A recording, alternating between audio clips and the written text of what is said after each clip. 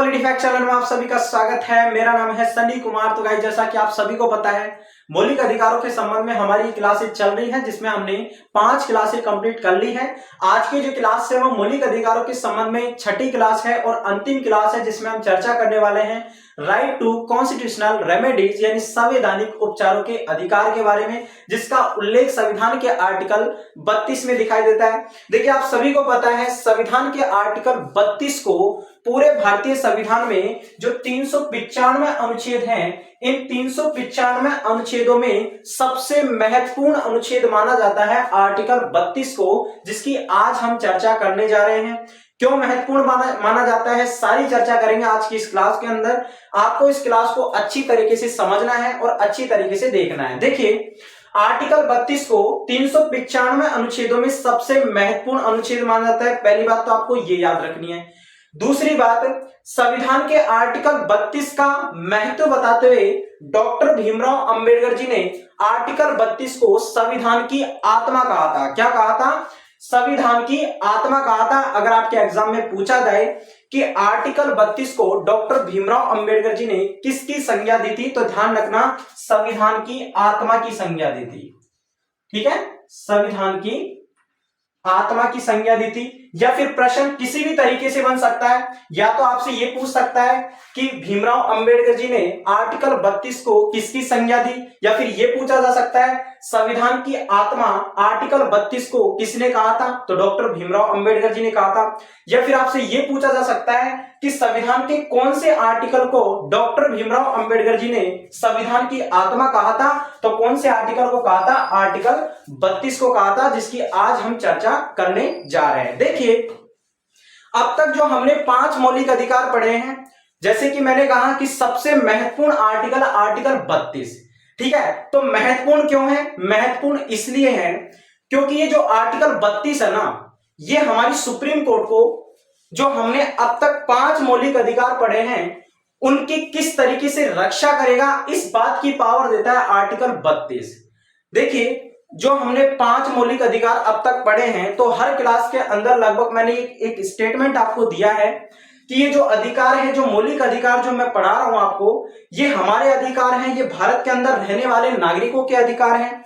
अगर इन अधिकारों का वॉयलेशन होता है, इन अधिकारों को कोई भी व्यक्ति आपसे छीनता है, तो ऐसी स्थिति में हम कहां जा सकते हैं? डायरेक्ट सुप्रीम कोर्ट जा सकते हैं। ये लगभग हर क्लास के अंदर मैं ये स्टेटमेंट देता हूं कि ये हमारे मौलिक अधिकार हैं। अगर इन अधिकारों का वॉयलेशन होता है, कोई भी अन्य व्यक्ति हमारे इन अधिकारों को छीनता है, जैसे कि आर्टिकल 19 से लेकर 22 तक हमें बोलने की स्वतंत्रता है, ठीक है, हमें निवास करने की स्वतंत्रता है, हमें सर्वत्र आने जाने की स्वतंत्रता है। मान लो कोई भी व्यक्ति हमें अपने विचार रखने से रोक रहा है, ठीक है, यानी बोलने से रोक रहा है, ठीक है, तो आर्टिकल 19 का उल्लंघन हो गया, तो इसके उल्लंघन पर हम कहा जा सकते हैं? सुप्रीम कोर्ट जा सकते हैं। ठीक है, हमें सर्वत्र आने जाने की स्वतंत्रता है कि भारत के किसी भी हिस्से में हम आ जा सकते हैं। तो अगर कोई भी व्यक्ति हमें आने जाने से रोकता है, तो ये हमारे आर्टिकल 19 का उल्लंघन है। हम डायरेक्ट कहां पर जा सकते हैं? सुप्रीम कोर्ट जा सकते हैं।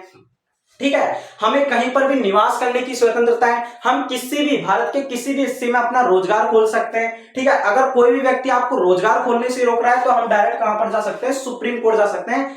इस तरीके से जो अब तक मैंने 5 मौलिक अधिकार पढ़ाए हैं, अगर आपके इन अधिकारों का वॉयलेशन होता है, तो ऐसी स्थिति में हम कहां पर जा सकते हैं? सुप्रीम कोर्ट जा सकते हैं। ठीक है, तो आर्टिकल 32 इंपोर्टेंट क्यों है? आर्टिकल 32 इंपोर्टेंट इसलिए है क्योंकि अगर हम सुप्रीम कोर्ट जाएंगे, अगर हमारे इन अधिकारों के वॉयलेशन पर हम सुप्रीम कोर्ट जाएंगे, तो सुप्रीम कोर्ट हमारे इन अधिकारों की रक्षा किस तरीके से करेगा?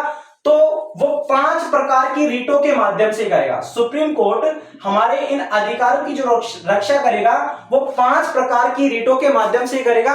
तो जो आर्टिकल 32 है, वो 5 प्रकार की रीट कौन सी हैं, उनका उल्लेख करता है कि सुप्रीम कोर्ट जब हमारे अधिकारों की रक्षा करेगा, तो ऐसी स्थिति में वो 5 प्रकार की रीटें जारी करता है। ठीक है, और उन रिटों के माध्यम से हमारे अधिकारों की क्या करता है? सुप्रीम कोर्ट रक्षा करता है। तो इस क्लास के अंदर आर्टिकल 32 में उन 5 प्रकार की रिटों को ही देखेंगे कि कौन से मुद्दे पर सुप्रीम कोर्ट कौन सी रिट जारी करता है, और रिटों को हम अच्छी तरीके से पढ़ेंगे। 5 प्रकार की रिट है, बंदी प्रत्यक्षीकरण है, परमादेश है, प्रतिषेध लेख है, उत्प्रेक्षण लेख है और अधिकार प्रक्षा है। ठीक है, ये 5 प्रकार की रिट है। इन्हीं रिटों की चर्चा संविधान के आर्टिकल 32 में मिलती है। ठीक है, तो देखिए आर्टिकल 32 सबसे पहले क्या कहता है, इसको समझते हैं। देखिए मैंने कहा कि आर्टिकल 32 में सुप्रीम कोर्ट को यह पावर दे रखी है कि अगर किसी भी व्यक्ति के अधिकारों का उल्लंघन होता है और वह व्यक्ति सुप्रीम कोर्ट के पास आता है तो सुप्रीम कोर्ट अपने रिटों को जारी करके उसके अधिकारों को क्या करती है, बचाती है। ठीक है, तो देखिए पहली चीज जो आर्टिकल 32 की धारा 1 में लिखी हुई है, क्या लिखी हुई है, आर्टिकल 32 की धारा 1 में लिखा हुआ है कि सुप्रीम कोर्ट 5 प्रकार की रिटें जारी करेगा। कितनी? सुप्रीम कोर्ट 5 प्रकार की रिट जारी करेगा, इसका उल्लेख 5 प्रकार की रिट जारी करेगा। ठीक है, यह है आर्टिकल 32 की धारा 1 जो कि सुप्रीम कोर्ट को 5 प्रकार की रिट जारी करने की पावर देता है। ध्यान रखना, आर्टिकल 32 की धारा 1 सुप्रीम कोर्ट को 5 प्रकार की रिटें जारी करने की पावर देता है। ठीक है, और आर्टिकल 32 की जो धारा 2 है, आर्टिकल 32 की धारा 2 इन 5 प्रकार की रिटों का उल्लेख करता है। ठीक है, पहली धारा में तो रिट जारी करने की पावर देता है सुप्रीम कोर्ट को। ठीक है, और उन 5 रिटों की जो उल्लेख है, उन 5 रिटों का जो उल्लेख है वो संविधान का आर्टिकल का 32 धारा 2 में लिखा हुआ है कि 5 प्रकार की रिटों का उल्लेख मिलता है।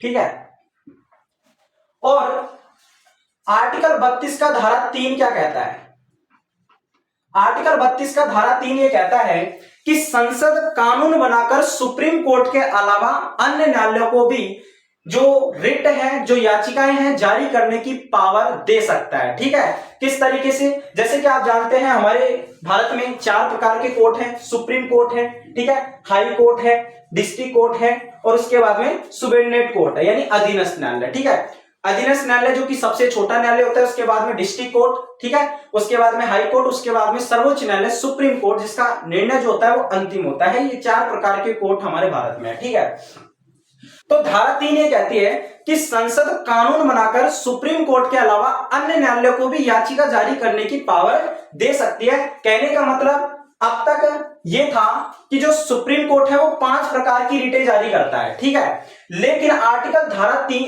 32 की धारा 3 ये भी कहती है कि अगर संसद चाहे तो कानून बनाकर सुप्रीम कोर्ट के अलावा इन 3 न्यायालयों को भी 5 प्रकार की रिटें जारी करने की पावर दे सकता है। ठीक है, ऐसा नहीं है कि सिर्फ सुप्रीम कोर्ट को ही रिट जारी करने की पावर है, सकती है। ठीक है, अगर हमारी संसद चाहती है तो इस संदर्भ में कानून बनाकर ये जो 3 प्रकार के कोर्ट है ना, हाई कोर्ट, डिस्ट्रिक्ट कोर्ट और सुबेर्डिनेट कोर्ट, इनको भी याचिका जारी करने की पावर दी जा सकती है। ये संविधान का आर्टिकल 32 की धारा 3 है। ठीक है, अब देखिए ये तो है आर्टिकल 32 धारा 1, धारा 2, धारा 3। ठीक है, अब हम समझते हैं कि ये जो 5 प्रकार की रिटें हैं जो सुप्रीम कोर्ट जारी करता है वो कौन कौन सी हैं, इसको हम समझते हैं। ठीक है, तो मैंने कहा वो 5 प्रकार की रिटें हैं। मैं एक बार यहां पर रिटों को लिख देता हूं, उसके बाद हम बारी बारी से एक एक रिट को अच्छी तरीके से समझने का प्रयास करेंगे। ठीक है,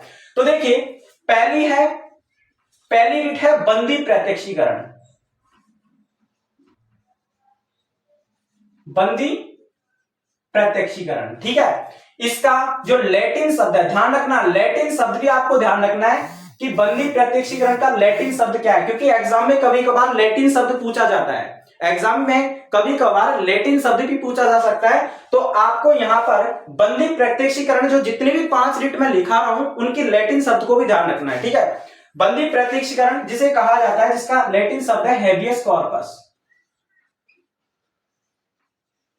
ठीक है, बंदी प्रत्यक्षीकरण जिसको कहा जाता है हेबियस कॉर्पस। उसके बाद में दूसरी रिट है परमादेश। दूसरी रिट है परमादेश जिसे कहा जाता है, जिसका लैटिन वर्ड है मैंडमस। ठीक है, तीसरी है प्रतिषेध लेख। प्रतिषेध लेख जिसका लैटिन शब्द है प्रोहिबिशन।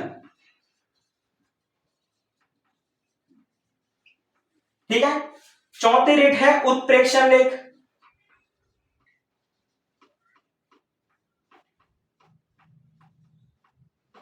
जिसका लैटिन शब्द है सर्टोरी।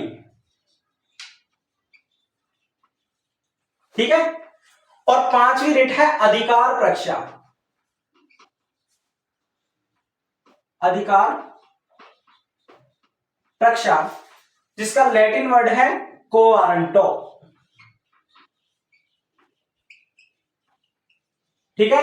ये 5 प्रकार की रिट हैं जिनके माध्यम से सुप्रीम कोर्ट इन रिटों को लागू करके हमारी अधिकारों की क्या करती है, रक्षा करती है। ये 5 प्रकार की रिट है। पहली है बंदी प्रत्यक्षीकरण, जिसका लैटिन शब्द है हेबियस कॉर्पस। उसके बाद में है परमादेश, लैटिन शब्द है मैंडमस। उसके बाद में है प्रतिषेध लेख, लैटिन शब्द है प्रोहिबिशन। उत्प्रेक्षण लेख, उसके बाद लैटिन शब्द है स्टैट्यूटरी। और उसके बाद में है अधिकार प्रक्षा, जिसका लैटिन शब्द है को वारंटो। ठीक है। ये 5 प्रकार की रिट है जो कि सुप्रीम कोर्ट के द्वारा जारी की जाती है। अब हम समझते हैं कि कौन कौन सी कंडीशनों पर सुप्रीम कोर्ट ये 5 प्रकार की रिटें जारी कर सकता है। ठीक है। तो सबसे पहले हम समझते हैं बंदी प्रत्यक्षीकरण का मतलब क्या है। देखिए, बंदी प्रत्यक्षीकरण का मतलब क्या है, याद कीजिए जब मैंने आपको आर्टिकल 22 पढ़ाया था, जब स्वतंत्रता के अधिकार के अंतर्गत मैंने आपको आर्टिकल 22 पढ़ाया था, तो उस आर्टिकल 22 में मैंने कुछ गिरफ्तार व्यक्तियों के आपको अधिकार बताए थे कि गिरफ्तार व्यक्ति के कौन कौन से अधिकार हैं, यानी कि वो कौन कौन सी बातों के लिए स्वतंत्र हैं। ठीक है। तो मैंने वहां पर आपको आर्टिकल 22 में पहले पॉइंट में कहा था कि गिरफ्तार व्यक्ति को यह जानने का पूरा अधिकार है। मैं एक बार लिख देता हूं कि गिरफ्तार व्यक्ति को ये जानने का पूरा अधिकार है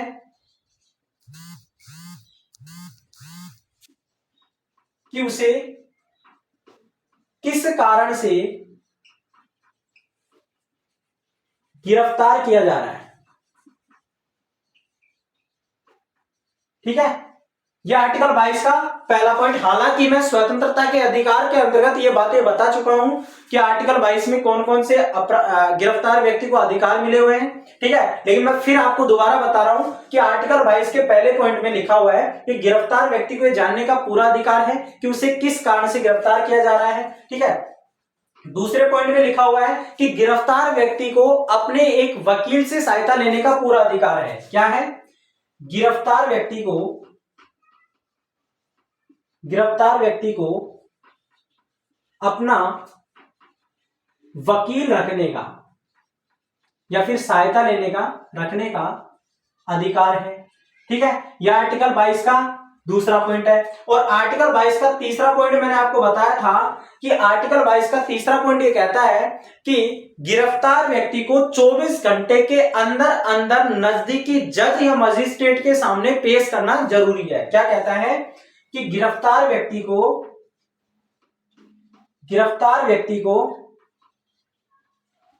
24 घंटे के अंदर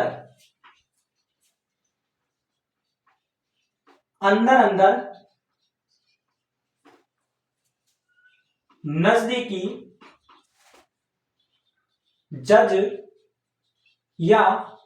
जज या मजिस्ट्रेट के सामने पेश करना जरूरी है। देखिए, यहां पर मैं आर्टिकल 22 की चर्चा क्यों कर रहा हूं, क्योंकि मैं आपको पढ़ा रहा हूं बंदी प्रत्यक्षीकरण रिट कि बंदी प्रत्यक्षीकरण रिट सुप्रीम कोर्ट कब जारी करता है। तो देखिए, यहां पर आर्टिकल 22 के तीसरे पॉइंट में लिखा हुआ है कि गिरफ्तार व्यक्ति को 24 घंटे के अंदर अंदर नजदीकी जज या मजिस्ट्रेट के सामने पेश करना जरूरी है। यानी कि पुलिस को यह अधिकार है कि जब वो किसी भी व्यक्ति को गिरफ्तार करेगी तो गिरफ्तार करने के 24 घंटे के अंदर अंदर उसको नजदीकी जज या फिर मजिस्ट्रेट के सामने उसको क्या करना पड़ेगा, उसको पेश करना पड़ेगा।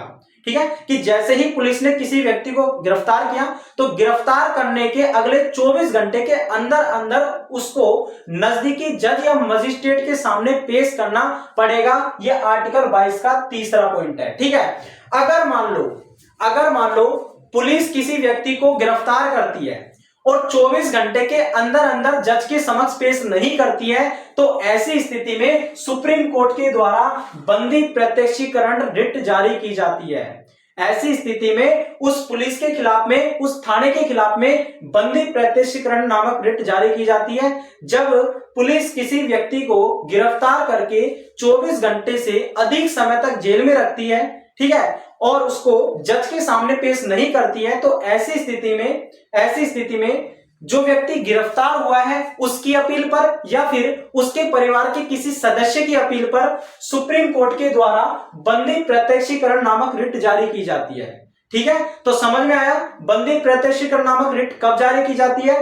भाई संविधान के आर्टिकल 22 में तीसरे पॉइंट में लिखा हुआ है साफ कि गिरफ्तार व्यक्ति को 24 घंटे के अंदर अंदर जज के सामने पेश करना जरूरी है। ये साफ लिखा हुआ है आर्टिकल 22 में, ठीक है, और ये हमारे क्या है, राइट है कि अगर मुझे कोई भी पुलिस गिरफ्तार करती है, तो ये मेरा अधिकार है कि मैं सिर्फ और सिर्फ 24 घंटे तक ही मैं जेल में रह सकता हूं।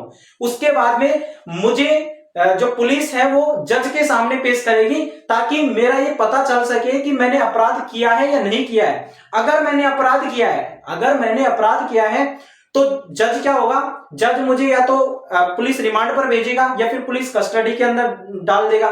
ठीक है, अगर मैंने अपराध नहीं किया है तो मुझे जज क्या कर देगा, रिहा कर देगा, मुझे छोड़ देगा। ठीक है, तो ये एक तरीके से किसी भी केस की जल्द ही सुनवाई के लिए प्रोविजन किया गया था कि भाई, क्योंकि कभी कभार ऐसा भी होता है कि जो पुलिस वाले होते हैं ना, शक के आधार पर भी किसी को पकड़ लेते हैं।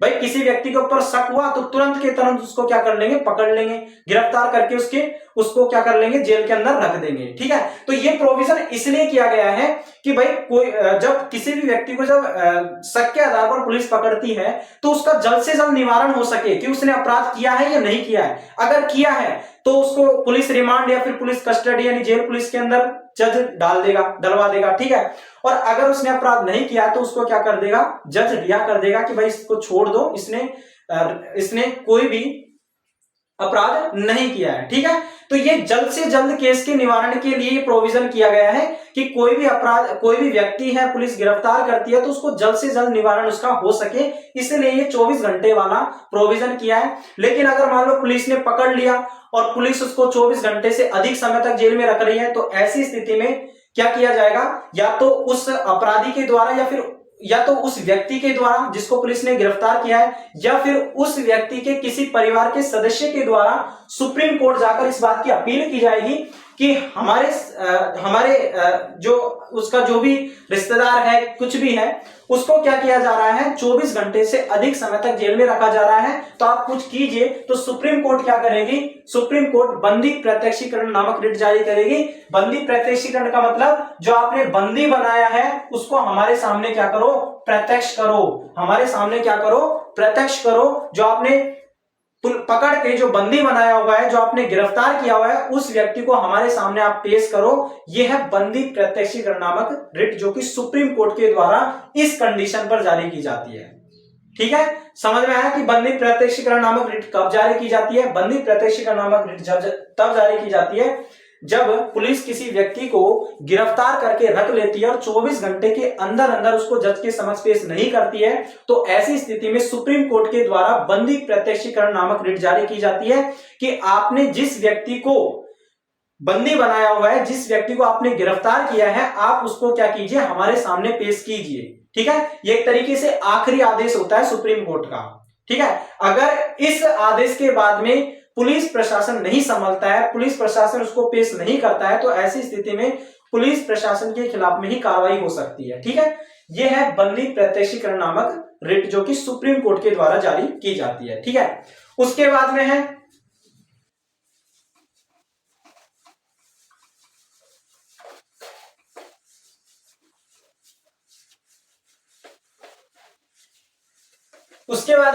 दूसरी रिट है जिसका नाम है परमादेश।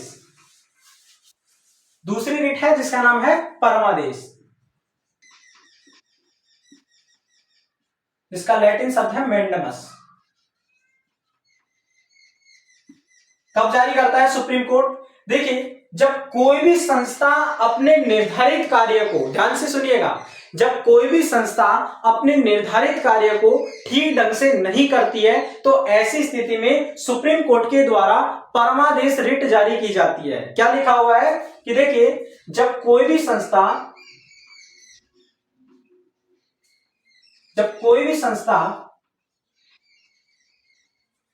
या फिर कोई भी संस्था या फिर सरकारी कर्मचारी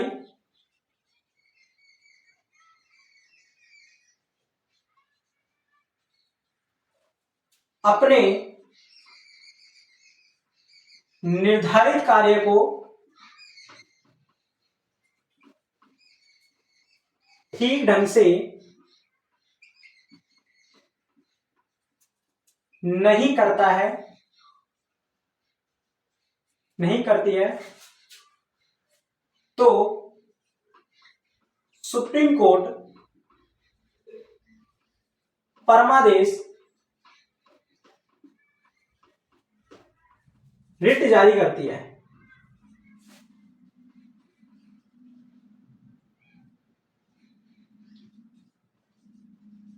ठीक है, क्या लिखा हुआ है कि जब कोई भी संस्था या फिर सरकारी कर्मचारी अपने निर्धारित कार्य को ठीक ढंग से नहीं करता है तो सुप्रीम कोर्ट परमादेश नामक रिट जारी करती है। कहने का मतलब यह है कि मान लो कोई भी सरकारी टीचर है, ठीक है, मान लो कोई भी सरकारी टीचर है, अब वो क्या है, सरकारी कर्मचारी है और सरकारी टीचर है, तो उसका काम क्या है, बच्चों को पढ़ाना। लेकिन अगर वह अपने काम को ठीक ढंग से नहीं करता है, अगर वह बच्चों को नहीं पढ़ाता है तो ऐसी स्थिति में उसके खिलाफ में सुप्रीम कोर्ट परमादेश नाम की रिट जारी करता है। ठीक है, या फिर मान लो कोई भी सरकारी डॉक्टर है, ठीक है, कोई भी सरकारी डॉक्टर है, अगर वो अपने कार्य को ठीक ढंग से नहीं करता है, वो किसी को दवाई नहीं देता है, वो किसी का इलाज नहीं करता है, तो ऐसी स्थिति में उसके खिलाफ में सुप्रीम कोर्ट परमादेश नामक रिट जारी करता है। या फिर मान लो पुलिस है, पुलिस हमारी कंप्लेंट नहीं लिखती है, तो ऐसी स्थिति में हम सुप्रीम कोर्ट से अपील कर सकते हैं। भाई सुप्रीम कोर्ट जा सकते हैं, हमारे अधिकार है कि अगर हम हमारे मुद्दे लेकर आपके पास आए हैं तो आप हमारी क्या कीजिए, कंप्लेंट लिखिए। ठीक है, ये हमारे अधिकार है। और अगर पुलिस हमारी एफआईआर, हमारी कंप्लेंट नहीं लिखती है तो ऐसी स्थिति में हम सुप्रीम कोर्ट जाएंगे और सुप्रीम कोर्ट क्या करेगी, परमादेश नामक रिट जारी करेगी और उस पुलिस के खिलाफ में, और उस पुलिस को फिर क्या करना पड़ेगा, एफआईआर लिखना ही पड़ेगा। ठीक है, तो ये जो परमादेश है ये सुप्रीम कोर्ट के द्वारा तब जारी की जाती है जब कोई भी संस्था या सरकारी कर्मचारी अपने निर्धारित कार्यों को, जो उसका कार्य है, जो सरकार ने उसे सौंपा है, उस काम को ठीक ढंग से नहीं करता है, तो ऐसी स्थिति में परमादेश नाम की रिट जारी करती है सुप्रीम कोर्ट। ठीक है, ये है। और ध्यान रखना यहां पर ये जो परमादेश रिट है ये एक तो राष्ट्रपति के खिलाफ में, और दूसरा राज्यपाल के खिलाफ में। ठीक है, राज्यपाल के खिलाफ में जारी नहीं होती है। ध्यान रखना, जो सुप्रीम कोर्ट परमादेश रिट जारी करती है ना, वो राष्ट्रपति के खिलाफ में नहीं कर सकती और राज्यपाल के खिलाफ में नहीं कर सकती। ये दोनों अपने अपने हिसाब से काम कर सकते हैं। ठीक है, ये दोनों अपने अपने हिसाब से काम कर सकते हैं। राज्यपाल और राष्ट्रपति के खिलाफ में सुप्रीम कोर्ट परमादेश रिट जारी नहीं कर सकता। ठीक है, और यहां पर तीसरा अगर जोड़े तो एक कोई निजी व्यक्ति है, जैसे कि हम और आप लोगों के खिलाफ में भी सुप्रीम कोर्ट परमादेश रिट जारी नहीं कर सकता, क्योंकि हम तो सामान्य व्यक्ति हैं, हम सरकार के कर्मचारी नहीं है, तो हम और आपके खिलाफ में सुप्रीम कोर्ट परमादेश रिट जारी भी नहीं कर सकता। ठीक है, ये सिर्फ जो रिट है ये सरकारी संस्था और सरकारी कर्मचारियों के खिलाफ में ही जारी की जाती है। ठीक है, जैसे सरकारी संस्था मान लो कोई, जैसे नगर पालिका है, नगर पालिका का काम है जल प्रोवाइड करवाना, ठीक है, साफ सफाई का काम करवाना, सड़क बनवाना, लाइट की व्यवस्था करना। ठीक है, लेकिन नगर पालिका अपने काम को ठीक से नहीं करती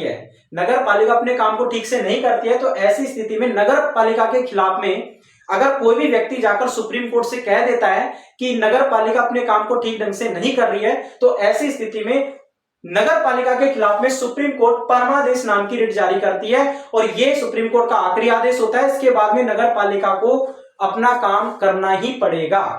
ठीक है, ये है परमादेश रिट। ठीक है, उसके बाद में आता है प्रतिषेध लेख। देखिए, ये जो प्रतिषेध लेख है और उसके बाद में उत्प्रेक्षण लेख है, ये दोनों रिट ऐसी हैं जो कि सुप्रीम कोर्ट निचली अदालतों के लिए जारी करता है। निचली अदालतों का मतलब देखिए, आपको पता है हमारे भारत में 4 प्रकार के कोर्ट है। सुप्रीम कोर्ट है, हाई कोर्ट है, डिस्ट्रिक्ट कोर्ट है और सुबॉर्डिनेट कोर्ट है। ठीक है, ये 4 प्रकार के कोर्ट हैं।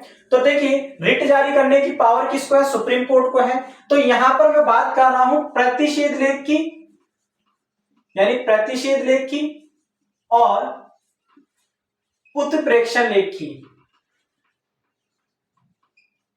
उत्प्रेक्षण लेख की, यहां पर मैं आपको दोनों को जोड़कर पढ़ाता हूं कि दोनों क्या है। ठीक है, यानी कौन सी कंडीशन पर सुप्रीम कोर्ट प्रतिषेध लेख और उत्प्रेक्षण लेख जारी करता है। ठीक है, तो देखिए, मैंने कहा कि जो प्रतिषेध लेख है और उत्प्रेक्षण लेख है, ये दोनों रिटें ऐसी हैं जो ना तो किसी सरकारी कर्मचारी के खिलाफ में जारी करता है सुप्रीम कोर्ट, और ना ही किसी सरकारी संस्था के खिलाफ में, और ना ही किसी निजी व्यक्ति के खिलाफ में।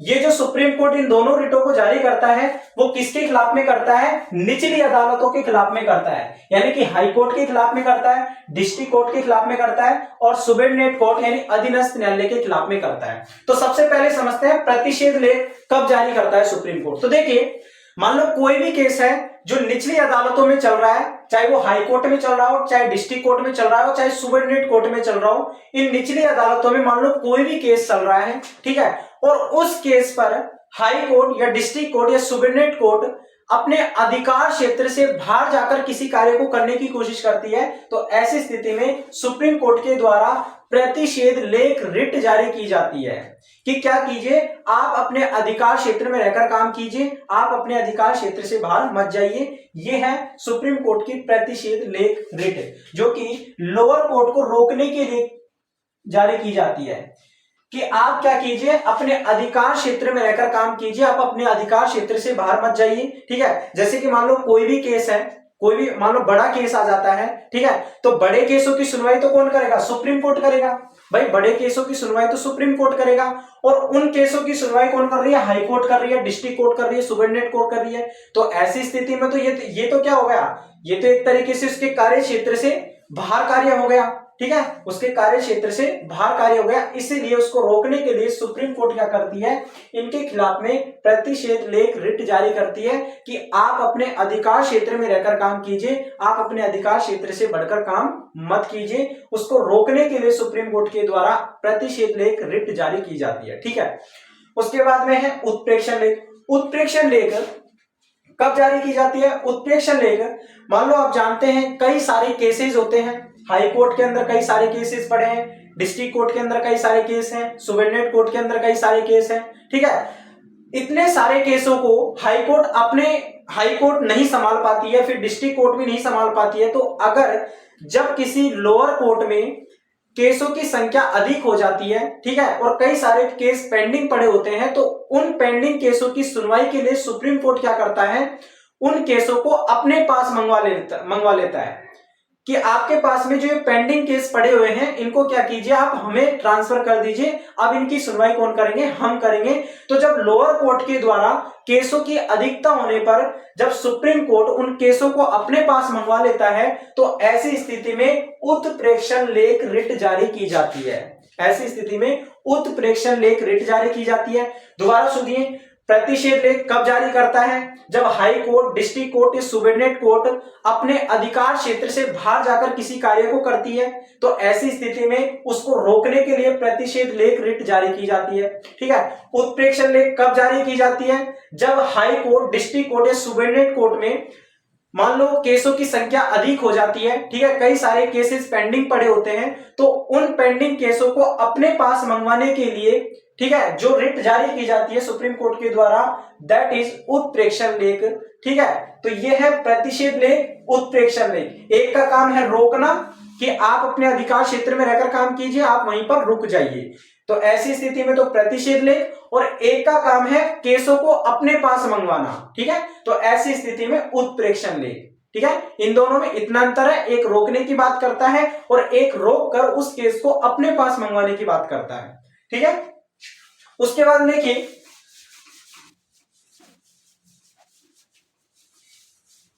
जो लास्ट रिट है जो कि सुप्रीम कोर्ट के द्वारा जारी की जाती है, जिसका नाम है अधिकार प्रक्षा। जिसका नाम है अधिकार प्रक्षा, जिसका लैटिन शब्द है कोवारंटो।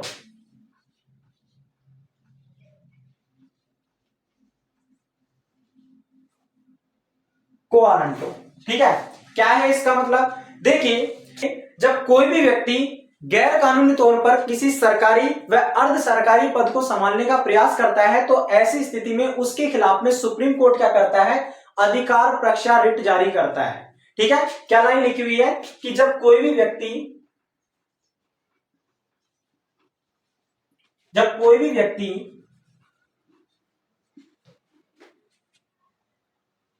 गैर कानूनी तौर पर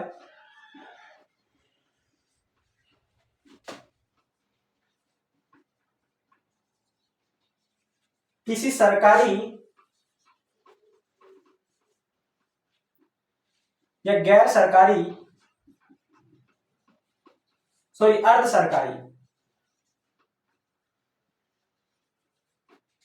अर्ध सरकारी पद को संभालने का प्रयास करे, ठीक है, तो उस व्यक्ति के खिलाफ में सुप्रीम कोर्ट के द्वारा अधिकार प्रक्षा यानी को वारंटो रिट जारी की जाती है। कि मान लो कोई भी व्यक्ति है, जैसे कि आप जानते हैं एक टीचर की भर्ती के लिए, एक गवर्नमेंट टीचर के लिए एक तो बीएड की और एक टेट की डिग्री होना जरूरी है। कि जिस भी व्यक्ति के पास कोई भी गवर्नमेंट टीचर है और वह गवर्नमेंट सेक्टर में पढ़ा रहा है तो ऐसी स्थिति में उसके पास में बीएड या टेट की डिग्री होनी चाहिए, ठीक है। अगर मान लो कोई व्यक्ति ऐसा है जिसके पास ना तो बीएड की डिग्री है ना टेट की डिग्री है और वो गवर्नमेंट संस्था में जाकर पढ़ा रहा है, गवर्नमेंट स्कूल में जाकर पढ़ा रहा है, तो ऐसी स्थिति में सुप्रीम कोर्ट के द्वारा उस व्यक्ति को रोकने के लिए अधिकार प्रक्षा नामक रिट जारी की जाती है। कि आप क्या कीजिए, अपनी डिग्रियां बताइए, ठीक है, आप जो अपनी योग्यताओं को पहले हमारे सामने लाइए, आप अपनी डिग्रियां बताइए, उसके बाद में आप क्या कर सकते हैं, इस स्कूल में पढ़ा सकते हैं, ठीक है। पहले आप अपनी डिग्रियां दीजिए, उसके बाद में आप इस स्कूल में पढ़ा सकते हैं, ठीक है। कोई भी व्यक्ति गैर कानूनी तौर पर, ठीक है, या फिर अयोग्य होकर किसी सरकारी पद को संभालने का प्रयास करता है तो ऐसी स्थिति में उसके खिलाफ में सुप्रीम कोर्ट क्या करता है? अधिकार प्रक्षा यानी को वारंटो रिट जारी करता है, ठीक है। ये थी हमारी 5 प्रकार की रिट की। उम्मीद है आपको अच्छी तरीके से समझ में आई होगी। आज की इस क्लास के अंदर हमने संविधान के आर्टिकल 32 में जो सुप्रीम कोर्ट के द्वारा 5 प्रकार की रिटें जारी की जाती है जिनकी हमने चर्चा की है। पहली है बंदी प्रत्यक्षीकरण, परमादेश, प्रतिषेध लेख, उत्प्रेक्षण लेख, अधिकार प्रक्षा।